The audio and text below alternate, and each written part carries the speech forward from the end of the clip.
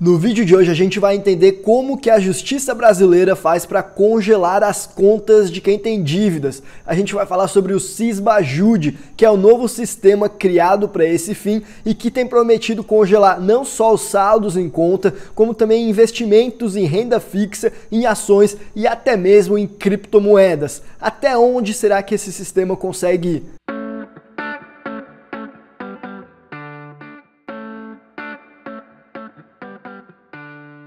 Fala pessoal, como é que vocês estão? Eu me chamo Guilherme, eu sou advogado societário e aqui no canal da Capital Global a gente conversa de estratégias legais que podem te ajudar a economizar contributos ou mesmo a ganhar mais dinheiro aí nos seus negócios, nos seus empreendimentos. Entre outros assuntos, é claro, a gente também conversa sobre bolsas de valores, sobre empreendedorismo e tudo isso numa perspectiva de internacionalização. Então se você gosta aí desse conhecimento que é do interesse de quem quer prosperar financeiramente, considere se inscrever aqui no canal porque eu tenho certeza que você vai gostar das nossas dicas. E mais, aproveita também, clica no botão do sininho para receber uma notificação sempre que sair conteúdo novo por aqui e já deixa o seu botão de gostei também, porque assim você ajuda esse vídeo a alcançar o maior número de pessoas possível. E a mensagem desse vídeo de hoje, ela é realmente muito importante. Afinal, eu vou estar respondendo uma das perguntas que eu mais tenho recebido nos últimos tempos, que é como que funciona exatamente o procedimento aí que a justiça brasileira faz para congelar os bens, as contas bancárias de pessoas que estão inadimplentes, os devedores. E eu acredito que o interesse crescente por essa pauta se deu principalmente porque o Poder Judiciário brasileiro acabou de abandonar o Bacenjude, que era o sistema que eles utilizavam até então para fazer o congelamento de valores nas contas bancárias de pessoas que estão inadimplentes. Ele abandonou esse sistema para adotar o Cisbajude, que promete ser muito mais eficiente do que o sistema anterior. Lembrando que esse vídeo aqui não é assessoria jurídica, nem de investimentos e nem de nada. A minha intenção aqui é só entender mais como que funciona esse novo sistema, qual que é a dor que ele pretende resolver e até que ponto que ele vai conseguir fazer isso, pro bem ou pro mal das pessoas que são credoras ou devedoras. Todos precisam entender como que esse novo sistema vai estar funcionando. Então vamos conversar um pouquinho mais sobre isso e entender quão mais eficiente esse sistema realmente é. E todas as vezes que a justiça reconhece uma dívida, começa uma verdadeira corrida, em que o credor quer achar os bens do devedor para utilizá-los para quitar essa dívida, enquanto que o devedor quer fazer de tudo para esconder esses bens. E diga-se de passagem que esconder esses bens caracteriza fraude à execução, mas isso aí é outra conversa, a gente deixa para um outro vídeo. O ponto que eu quero trazer aqui é que nessa corrida, o devedor sempre leva vantagem em relação ao credor se o processo estiver correndo aqui no Brasil. Conforme um levantamento feito pela PGFN em 2019, cerca de 74% das dívidas que foram reconhecidas como dívidas em decisão sentencial aqui no Brasil não levaram a nenhum bloqueio de bens. E de todas as dívidas que foram executadas nesse período, apenas 3% conseguiram bloquear os valores totais aí para adimplir a totalidade dessa dívida. Apenas 3%. Esses números são tão baixos por diversos motivos. O primeiro deles é por causa da lentidão do Poder Judiciário. Muitas vezes, até o juiz fazer a ordem de bloqueio de bens já se passou muito tempo, de modo que o devedor teve tempo de sobra para tirar tudo do nome dele. E aí a ordem, quando saiu, já não tem mais efeito algum. O segundo motivo é por causa do sistema que era utilizado para realizar esses bloqueios de valores, que ele era um tanto quanto limitado, o Bacenjude, o sistema anterior que o Cisbajude veio para substituir. E o terceiro motivo é que muitas vezes a legislação ela protege o devedor aqui no Brasil, seja porque existem bens que são quase sempre impenhoráveis, seja porque o credor precisa seguir uma ordem de preferência de penhora sempre que estiver procurando os bens do devedor. Mas então vamos entender como que era o Bacenjude, por que que ele tinha essas limitações e como que o Cisbajude se propõe a resolvê-las. E na época do Bacenjude era mais ou menos assim: sempre que o credor quisesse cobrar do devedor alguma dívida, ele pedia para que o juiz emitisse aos bancos uma ordem de penhora dos valores que porventura estivessem depositados lá. Aí o juiz mandava para praticamente todos os bancos do sistema financeiro brasileiro. E aí os bancos retornavam avisando que ou essa pessoa não tinha conta ou valores lá, ou informava que tinha o valor XYZ e que esse valor já está bloqueado à disposição para o juiz fazer o que ele bem entender com esses valores. Só que esse sistema possui diversas falhas, porque essa ordem ela ia uma única vez ao banco, e se no momento em que essa ordem chegou, porventura, naquele dia em específico, o devedor não tivesse R$1 lá, ela ia voltar sem ter sido cumprida. E os devedores, eles já sabem um pouco como que está andando o processo, eles já sabem mais ou menos a que altura que isso vai acontecer, e eles costumavam já se agilizar e não deixar nenhum valor dentro da conta na hora que essa ordem fosse ser executada. E aí o juiz ficava de mãos abanando. Diga-se de passagem, tem devedor que tirava o dinheiro apenas nas vésperas dessa ordem ser executada e 3, 4 dias depois já estava com o dinheiro lá. Aí se o credor quisesse tentar de novo, ele tinha que pedir novamente para o juiz e o juiz tinha que mandar mais uma nova ordem para os bancos para repetir todo o processo. Aí o que o Sisbajude se propõe a fazer é evitar esse retrabalho do credor e do juiz. Então o que ele fala é que agora o juiz pode pedir uma ordem que ficou conhecida como a teimosinha. Essa ordem ela não é encerrada enquanto não conseguir penhorar os valores devidos. Ou seja, o juiz mandou a ordem, não encontrou nada na conta do devedor, a ordem fica lá por tempo indeterminado até que consiga entrar valores lá e essa ordem ir congelando e congelando e congelando até bater o valor da dívida. E não é que não existe mais o modelo antigo. Na verdade, agora o juiz ele pode decidir se ele quer fazer uma ordem pontual para congelar os valores de uma vez e se não tiver, não deu, ou se ele quer fazer essa teimosinha aí, uma ordem que fica aberta por prazo indeterminado. Além disso, uma outra novidade nesse sistema é que enquanto o Bacenjude era limitado a congelar apenas os valores que estavam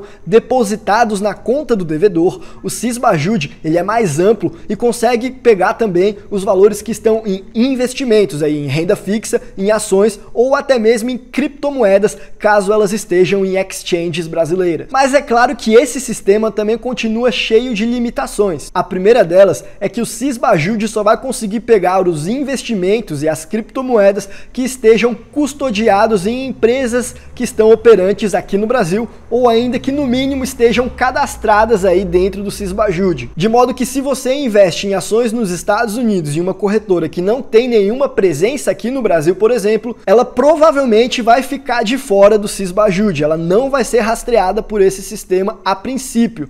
Eu não estou falando que esses valores eles estão protegidos e que eles não vão ser penhorados de forma alguma. Eu só estou falando que o sistema não vai rastrear esses valores de forma automática como ele rastrearia se eles estivessem, por exemplo, no Banco do Brasil, no Bradesco, nessas instituições padrões brasileiras. E o mesmo vale para quem tem criptomoedas. Como eu falei, esse sistema ele vai conseguir bloquear os valores que estão em exchanges brasileiras, mas a partir do momento em que o possuidor dessas criptomoedas está com elas aí em uma carteira própria, aí não tem como, fica impossível para que o Sisbajude consiga fazer o bloqueio desses valores. Além disso, há um outro fator que dificulta e muito que a justiça consiga bloquear os valores que estão em ações ou em criptomoedas, que é a chamada ordem de preferência da penhora. Então digamos que a gente esteja falando de uma dívida fiscal, por exemplo, de alguém que deixou de pagar os seus tributos. Nesse caso, o fisco, na hora que for executar essa dívida, ele vai ter que necessariamente tentar penhorar os bens na seguinte ordem. Primeiro lugar, ele vai buscar o dinheiro do executado, do devedor. Não achou? Em segundo, aí ele vai buscar títulos de dívida pública ou então títulos de crédito que estejam cotados em bolsas de valores. Não achou? Em terceiro, aí ele vai poder buscar por pedras e metais preciosos. Ainda não achou nada? Em quarto, vai buscar imóveis. Em quinto, navios ou aeronaves. Não achou o teu navio? Em sexto, ele vai buscar os seus veículos. Em sétimo, ele vai buscar móveis ou semoventes. E aí, por último, em oitavo, se ele não tiver achado nada até então, aí ele vai poder ir buscar os teus direitos ou ações. Aí se for uma dívida cível e não tributária, essa ordem de preferência também existe, mas ela é um pouquinho diferente. Quem tiver curiosidade em saber qual é, procura o artigo 835 do Código de Processo Civil. Mas o ponto que eu quero trazer aqui é que, se você ainda não pegou, veja, ainda que o Sisbajude consiga encontrar as tuas ações de empresas logo no início, se você estiver na posição de devedor, ele só vai poder fazer o congelamento dessas ações caso ele já tenha tentado e esgotado o congelamento de todas as outras alternativas anteriores. Não achou dinheiro, não achou teus títulos públicos, não achou teu carro, teu navio, a tua casa, teus metais preciosos. Depois de ter tentado e não ter achado tudo isso, só aí então que ele vai poder pegar as ações de empresas em que você investe. E se o seu investimento não está em ações, mas em criptomoedas, aí vai ter muito pano para manga para discutir aqui. Porque vai ter quem diga que criptomoeda está na primeira posição na ordem de preferência, porque é dinheiro, e vai ter quem diga também que criptomoeda vai estar só na 7ª posição, porque é um bem imóvel como qualquer outro. Isso aí com certeza vai ser pauta aí do Poder Judiciário nos próximos anos, mas eu acredito que eles vão acabar decidindo que vai estar lá na 7ª posição e não na primeira. Afinal, considerar a criptomoeda como sendo um dinheiro em termos jurídicos é muito arriscado para o nosso ordenamento brasileiro. É realmente muito complicado de você definir em termos jurídicos criptomoeda como dinheiro, como moeda, porque isso aí vai ter diversas outras implicações em outras áreas aí do nosso direito que vão mais prejudicar o Estado do que ajudar. E é por isso que eu acho que as criptomoedas elas vão acabar ficando na 7ª posição, ou o que eu acho que é até mais provável é que daqui a uns anos, depois que essa jurisprudência ter se pacificado, ou mesmo antes, esse rol de preferência na hora da penhora ele seja alterado e a criptomoeda acabe ficando mais próxima ele das primeiras posições, provavelmente ali junto com pedras e metais preciosos. Esse é o meu palpite, pelo menos. Mas em todo caso, enquanto isso ainda não for definido, é mais pano para manga para o devedor conseguir discutir e ganhar tempo. Então aqui é mais um motivo que a gente vê que a lei ela acaba favorecendo o devedor. E o outro motivo, além dessa ordem de preferência, é que boa parte dos bens são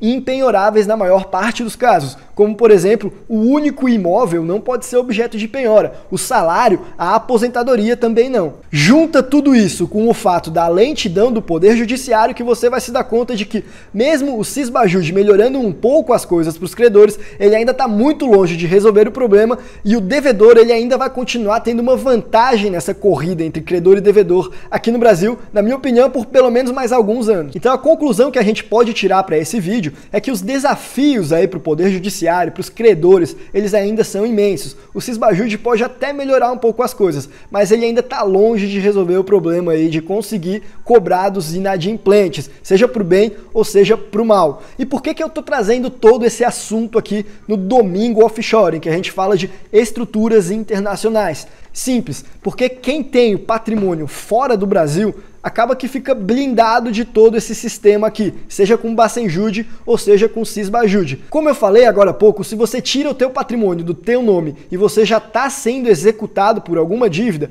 isso aí caracteriza fraude contra a execução. E se você já tem dívidas, mas ainda não está sendo executado, o que caracterizaria seria fraude contra credores. Mas independentemente de ser fraude à execução ou fraude contra credores, em ambos os casos isso aí é uma conduta ilícita e pode ocorrer até de quem fez isso responder criminalmente. Agora, quem se programa e tira os bens do próprio nome antes de ter dívidas, antes de ser executado, isso é perfeitamente dentro da lei. E aí se você fizer isso envolvendo uma estrutura internacional, aí você consegue deixar o teu patrimônio realmente muito mais blindado, você cria mais uma camada de proteção. Eu vou deixar um vídeo em que eu expliquei mais ou menos como que é essa estratégia para blindar o patrimônio aqui no final desse vídeo para que você possa conferir. E por hoje a gente vai ficando por aqui. Lembrando que esse vídeo não é recomendação de nada, assessoria jurídica e muito menos de investimentos. Sempre procure um profissional de sua confiança. Um abraço